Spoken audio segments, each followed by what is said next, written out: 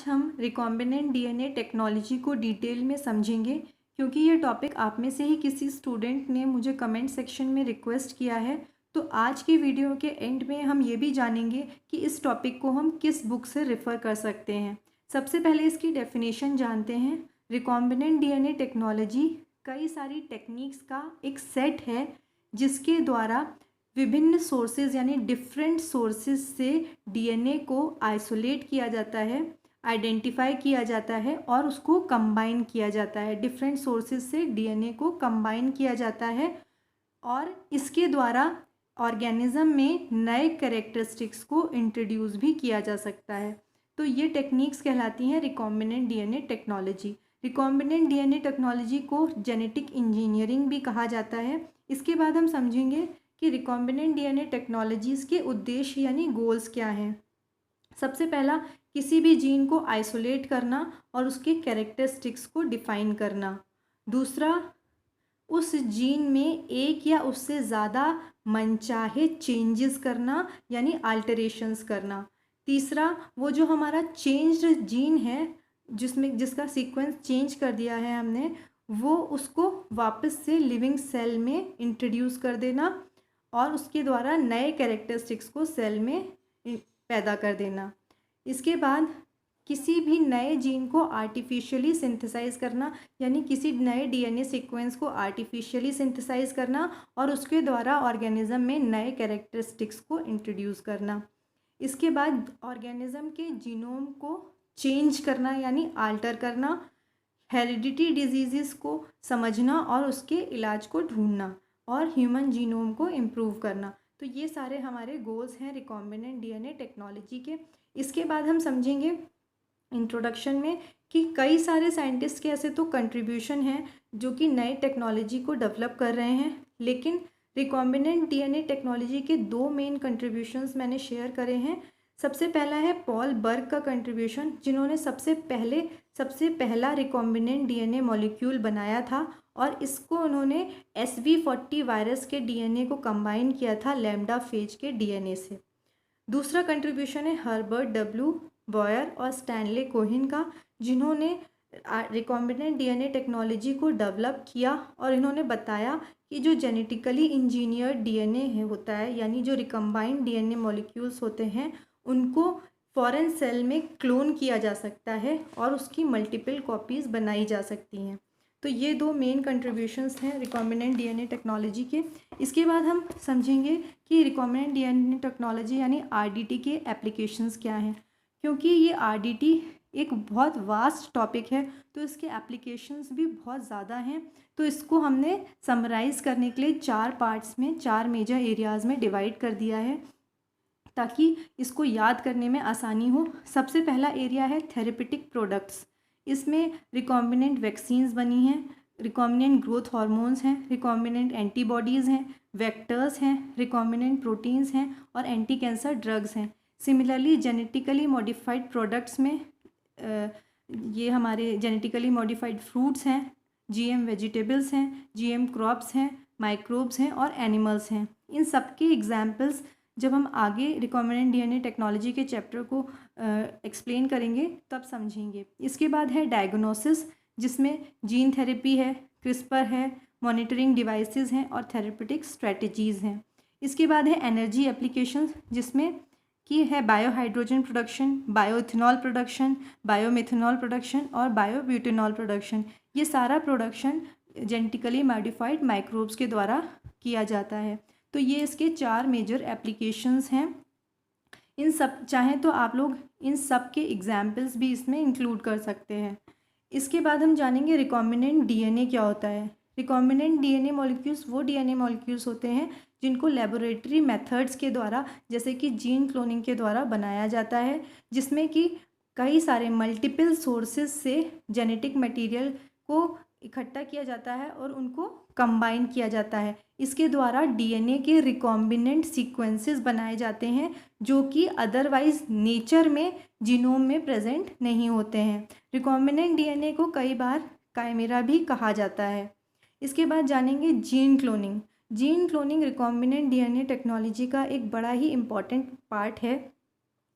इसके द्वारा जो हमारा जीन क्लोनिंग को एक तो डीएनए क्लोनिंग टेक्निक्स भी कहा जाता है। इन टेक्निक्स के द्वारा रिकॉम्बिनेंट डीएनए मॉलिक्यूल्स को असेंबल किया जाता है। जीन क्लोनिंग बेसिकली वो टेक्निक है जिसके द्वारा किसी जो हमारा डिज़ायर डीएनए है यानी टारगेट डीएनए जिसको हमने चेंज किया है उसको किसी होस्ट सेल में इंट्रोड्यूस किया जाता है जीन क्लोनिंग के द्वारा। और किस प्रकार इंट्रोड्यूस किया जाता है कि जो इंसर्टेड डीएनए है वो एक तो एक्सप्रेस हो होस्ट सेल में, और होस्ट सेल में वो सेल डिवीजन के दौरान रेप्लिकेट करे और डॉटर सेल में ट्रांसफ़र हो, और या फिर वो होस्ट सेल में अपनी मल्टीपल कॉपीज़ बनाए। तो हम इस प्रोसेस को कहते हैं इस प्रोसेस जो insertion of specific piece of foreign या टारगेट डीएनए को हम कहते हैं gene cloning. Gene cloning basically दो प्रकार से किया जा सकता है। सबसे पहला है सेल बेस्ड जीन क्लोनिंग, दूसरा है सेल फ्री जीन क्लोनिंग या डीएनए क्लोनिंग। जो सेल बेस्ड जीन क्लोनिंग है उसको हम इन विवो मेथड भी कहते हैं, क्योंकि इस gene cloning cell based gene cloning के प्रोसेस में जो हमारा रिकॉम्बिनेंट डीएनए है उसको इंट्रोड्यूस किया जाता है सेल में, और सेल में ही मल्टीपल कॉपीज़ बनती हैं डीएनए की, या फिर वो डिवीजन के द्वारा जो डॉटर मल्टीपल सेल्स में वो उस डीएनए की कॉपीज़ बनती हैं, यानी वो जो डीएनए रिकॉम्बिनेंट डीएनए है वो रेप्लिकेट करता है विद इन द सेल। इसके अलावा सेल फ्री डीएनए क्लोनिंग भी होती है। ये एक पीसीआर बेस्ड मेथड है, यानी polymerase chain reaction based method है, और ये एक लेबोरेटरी मेथड है, इसलिए इसको इन विट्रो मेथड भी कहा जाता है। इसके बाद हम समझेंगे कि रिकॉम्बिनेंट डीएनए टेक्नोलॉजी के स्टेप्स क्या हैं। तो ये हमारे इसके 7 मेन स्टेप्स हैं। सबसे पहला है कि किस ऑर्गेनिज्म में हमें अपने रिकम्बाइंड डीएनए को इंट्रोड्यूस करना है उसको सेलेक्ट करना, और किस वेक्टर के द्वारा हमें क्लोन करना है उसको सेलेक्ट करना। तो वेक्टर क्या होता है? वेक्टर वो व्हीकल है जिसके द्वारा जो हमारा रिकॉम्बिनेंट डीएनए है उसमें इंसर्ट करके उसको होस्ट सेल में, यानी जिस सेल में हमारे रिकॉम्बिनेंट डीएनए को एक्सप्रेस होना है उसमें पहुंचाया जाता है। तो ये एक व्हीकल की तरह है जिसके की द्वारा रिकॉम्बिनेंट डीएनए को इंट्रोड्यूस किया जाता है होस्ट सेल में। तो सबसे पहला है हमारा चॉइस ऑफ होस्ट ऑर्गेनिज्म और क्लोनिंग वेक्टर, कि हमने कौन सा क्लोनिंग वेक्टर चूज़ करना है और होस्ट ऑर्गेनिज्म क्या है। दूसरा है इसका स्टेप कि हमें जो डीएनए जो हमारा डिज़ायर्ड डीएनए है उसको पहले आइसोलेट करना और उसको प्रिपेयर करना क्लोनिंग के लिए। यहाँ पे इसके बाद तीसरा है हमें वेक्टर को प्रिपेयर करना। जैसे हमारे पास क्लोनिंग वेक्टर अगर प्रेजेंट है तो हमें उसको कहीं ना कहीं से कट करना पड़ेगा ताकि हमारा जो डिज़ायर्ड डीएनए है वो उसमें इंट्रोड्यूस हो सके। तो इस प्रकार वेक्टर को प्रिपेयर किया जाता है। इसके बाद है हमारा फोर्थ रिकॉम्बिनेंट डीएनए को क्रिएट करना, यानी हमारा जो क्लोनिंग वेक्टर है उसमें हमारे टारगेट डीएनए यानी डिज़ायर्ड डीएनए को इंट्रोड्यूस करना। इसको हम कहते हैं स्प्लाइसिंग या फिर क्रिएशन ऑफ रिकॉम्बिनेंट डीएनए। इसके बाद आता है हमारा, इसको हम थोड़ा यहाँ से भी समझते हैं। जैसे ये हमारा क्लोनिंग वेक्टर है, ये हमारा टारगेट डीएनए है। तो जब हमने रिकॉम्बिनेंट डीएनए बनाया तो ये हमारा टारगेट डीएनए क्लोनिंग वेक्टर में यहाँ पे कट होके क्लोनिंग वेक्टर कट हुआ और टारगेट डीएनए इंट्रोड्यूस हो गया। तो ये हमारा बन गया रिकॉम्बिनेंट डीएनए। यहाँ पे कई बार क्योंकि ये सारी चीज़ों ये सारा प्रोसेस है, टारगेट डीएनए हमारे पास एक एपेंडोफ ट्यूब में है और ये हमारा जो क्लोनिंग वेक्टर है वो भी एक मिक्सचर के फॉर्म में हमारे पास ट्यूब के अंदर है। तो अब जब हमने इन दोनों को आपस में कंबाइन किया तो सेंट्रीफ्यूगेशन करने के बाद हमारे पास एक ट्यूब में एक मिक्सचर है जिसमें हम अंदाज़ा लगा रहे हैं कि हमारा डीएनए इंट्रोड्यूस हो गया है, तो रिकॉम्बिनेंट डीएनए बना। बट पॉसिबिलिटी ये भी है कि ये कहीं कहीं क्लोनिंग वेक्टर में डीएनए इंट्रोड्यूस ना हो। तो हमारे पास दो पॉसिबिलिटीज़ होंगी इस मिक्सचर के अंदर कि रिकॉम्बिनेंट डीएनए प्रेजेंट है या नॉन रिकॉम्बिनेंट डीएनए प्रेजेंट है। नॉन रिकॉम्बिनेंट डीएनए में खाली हमारा ये वेक्टर होगा। इसके बाद हम इस मिक्सचर को मिक्स कर देंगे किससे? होस्ट सेल के साथ मिक्सचर में। तो हम क्या करेंगे? इंट्रोड्यूस करेंगे क्लोनिंग वेक्टर को होस्ट सेल के अंदर। मिक्स करने के बाद हम ट्रांसफॉर्मेशन के द्वारा इस रिकॉम्बिनेंट डीएनए और नॉन रिकॉम्बिनेंट डीएनए दोनों के मिक्सचर को इंट्रोड्यूस करेंगे होस्ट सेल में, होस्ट बैक्टीरियल सेल में।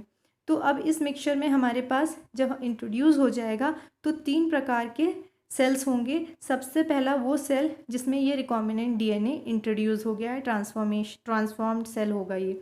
उसके बाद हो सकता है रिकॉम्बिनेंट डीएनए की बजाय नॉन रिकॉम्बिनेंट डीएनए से सेल ट्रांसफॉर्म्ड हो जाए, या और उस मिक्सचर में वो सेल्स भी होंगी जो ट्रांसफॉर्म्ड नहीं होंगी, यानी नॉन ट्रांसफॉर्म्ड सेल्स। तो इंट्रोडक्शन के बाद हमारे पास 3 प्रकार की सेल्स इस मिक्सचर में प्रेजेंट थी। इसके बाद हमारा आता है 6th पॉइंट इंट्रोडक्शन के बाद, selection of transformed cell containing recombinant DNA. तो हम अब इस मिक्सचर को एक प्लेट पे सेल्स को प्लेटिंग कर लेंगे, जिसके बाद हम किसी पर्टिकुलर मेथड से, वो मैं आगे डिस्कस करूँगी, सेलेक्ट करेंगे उन्हीं सेल्स को जो कि ट्रांसफॉर्म्ड हुई। तो नॉन ट्रांसफॉर्म्ड सेल यहाँ पे प्रेजेंट नहीं होंगी इस प्लेट के ऊपर।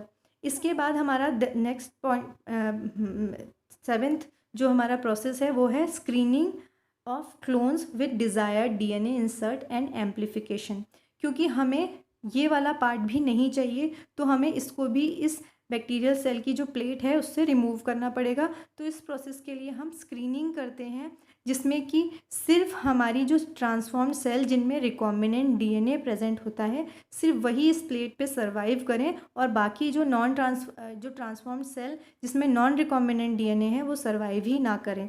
तो इस सिलेक्शन के द्वारा हम सिर्फ रिकॉम्बिनेंट डीएनए वाली ट्रांसफॉर्म्ड सेल को सेलेक्ट करते हैं, और उसके बाद उसका डिवीजन, सेल डिवीजन या प्लाज्मिड वेक्टर मल्टीप्लिकेशन के द्वारा हम अपने डिज़ायर्ड डीएनए को एम्प्लीफाई करते हैं। तो ये एक ओवरव्यू था हमारा रिकॉम्बिनेंट डीएनए टेक्नोलॉजी की टेक्निक्स का, जिसमें हमने प्लाज्मिड वेक्टर्स को यूज़ किया है बैक्टीरिया के ट्रांसफॉर्मेशन में। इसके बाद क्योंकि हम जानते हैं कि रिकॉम्बिनेंट डीएनए टेक्नोलॉजी एक काफ़ी बड़ा चैप्टर है, तो मैंने एक चैप्टर का कंप्लीट ओवरव्यू इंक्लूड किया है आज के वीडियो में।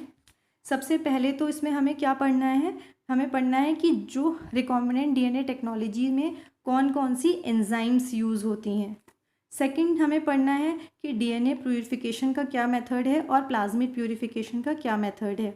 उसके बाद रिकॉम्बिनेंट डीएनए टेक्नोलॉजी में कौन कौन से वेक्टर्स यूज़ होते हैं, या क्लोनिंग वेक्टर्स या एक्सप्रेशन वेक्टर्स, और उसके कई सारे एग्जाम्पल्स हैं। इसके बाद जो हमारा रिकॉम्बिनेंट डीएनए टेक्नोलॉजी के जो स्टेप्स मैंने अभी आपको बताए, उनका डिटेल्ड एक्सप्लेनेशन, यानी कि जैसे कि सिलेक्शन, ट्रांसफॉर्म सेल का सिलेक्शन किस प्रकार होता है, या रिकॉम्बिनेंट स्क्रीनिंग कैसे होती है, या ट्रांसफॉर्मेशन यानी introduction of recombinant DNA into host cell वो कैसे होता है। तो उन सारे स्टेप्स का डिटेल्ड एक्सप्लेनेशन।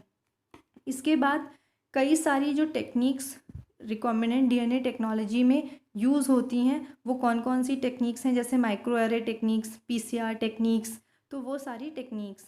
इसके बाद आता है जो हमारे रिकॉम्बिनेंट ऑर्गेनिजम्स या प्रोडक्ट्स हैं उनके एग्जाम्पल। तो ये हमारा चैप्टर का कंप्लीट ओवरव्यू है जो हम आगे समझेंगे। तो यहाँ पे आज का वीडियो, आज का चैप्टर एंड होता है। और आप सबसे जिन्होंने भी मुझे इस टॉपिक के लिए रिक्वेस्ट किया है, उन सबसे मेरी रिक्वेस्ट है कि प्लीज़ आप कमेंट बॉक्स में मेंशन करिए कि रिकॉम्बिनेंट डीएनए टेक्नोलॉजी के इन सारे टॉपिक्स में से आप कौन सा स्पेसिफिक टॉपिक पहले समझना चाहते हैं, क्योंकि मैं जानती हूँ कि आपके एग्ज़ाम्स हैं, तो अभी आपको कुछ टॉपिक्स को पहले समझना है। इसके बाद नेक्स्ट वीडियो मैं स्टार्ट करूँगी डिटेक्शन ऑफ म्यूटेशन पे, क्योंकि हम जीन म्यूटेशन और म्यूटेशन का चैप्टर पहले ही स्टार्ट कर चुके हैं, और आप में से ही किसी ने मुझे रिक्वेस्ट किया है कि मैम आपने डिटेक्शन ऑफ म्यूटेशन एक्सप्लेन नहीं किया। तो नेक्स्ट वीडियो हम डिटेक्शन ऑफ म्यूटेशन पे समझेंगे। और जैसा कि मैं आपसे हमेशा कहती हूँ कि अगर आपको मेरे वीडियोस पसंद आ रहे हैं तो प्लीज़ लाइक करिए, उन्हें शेयर करिए और सब्सक्राइब करिए मेरे चैनल को, जो कि है biotechnology lessons by doctor Shefali Mathur. तो जैसा कि मैंने आपसे कहा था कि आज हम डिस्कस करेंगे कि आप जीन क्लोनिंग या रिकॉम्बिनेंट डीएनए टेक्नोलॉजी के लिए कौन सी बुक यूज़ कर सकते हैं, रेफ़र कर सकते हैं। तो आप प्लीज़ उसके लिए gene cloning by T A. Brown को रेफ़र करिए। ये काफ़ी अच्छी बुक है और इससे काफ़ी सारे कॉन्सेप्ट्स आपके क्लियर हो जाएंगे।